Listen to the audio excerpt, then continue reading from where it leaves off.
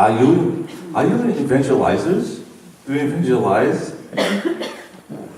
You do? Yes. Yes, yes, we do, right? Yes. Yes, I think we do with just by being here and by being open to the Holy Spirit and by living lives that you do, lives of faith. You're already evangelizing by your lives, because people know about you. People know that you are a committed Catholic, that you go to Mass, that you speak about the Lord, I'm sure. So by looking at you, it says, okay, there's something special about that person. There's something special about that person. So they know that. But sometimes the Lord is calling us to do maybe even a little bit more than that, right? We always have the opportunity to evangelize. And so we can do it in very small ways. We can do it in big ways. You know what St. Francis said, right? St. Francis about preaching, right? You know the story? Yes. Sometimes we speak. Yes, indeed. So for those of you who knows this story about St. Francis, so let me see your hands. Yeah, not many hands go up, but so for the ones that don't know, you know that. So St. Francis one time he told his friend monks, says, let's go out into the village and let's go preach the gospel. Right? So they went out. And they walked all through the village. They didn't speak to anyone. And then they came back and says, Brother Francis, I thought you were going to preach the gospel. And he said, well, go out there and we're going to use words if we must. Use words if you must. And our actions many times really reflect already some sort of evangelization. So that's most of us. By being who we are already doing that.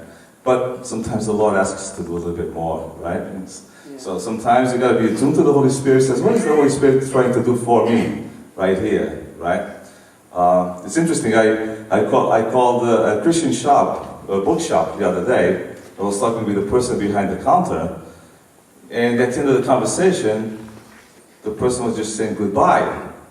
Well, it's a Christian bookshop. And I said, have a blessed day. So even having a blessed day, it's a good way to just bring out the Lord. Have a blessed day, right? So this evangelization that Pope, since Vatican II, right? It all started Vatican II, the ideas of go out, evangelize, talk about God. And today we're going to also talk about the message, okay? That's a message that we need to speak. And that's called the kerygma. How many of you have heard of the kerygma? Kerygma. Kerygma is, you have heard of the kerygma? Yeah? Yeah, that was the proclamation of the gospel, back in the first centuries. When people, the apostles, went to go out and say, hey, have you heard about Jesus? Have you heard about Jesus Christ, the Son of God, who came to save us?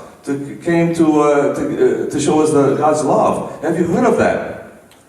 Okay. So the kerygma, we'll talk about the kerygma today. Something that we don't do very well, but I think after today I should remember that word, because in your life there will be times where you need to proclaim that or to talk about that to other people, and we need to understand it, and you need to memorize it, so to speak, so we can talk about it later, okay?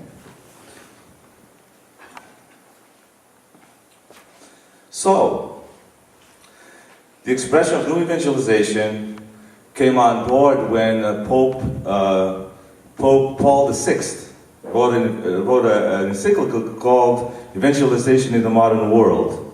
And this was in response to all the challenges that the church faces in the modern world. Do you know how many Catholics go to church on a regular basis?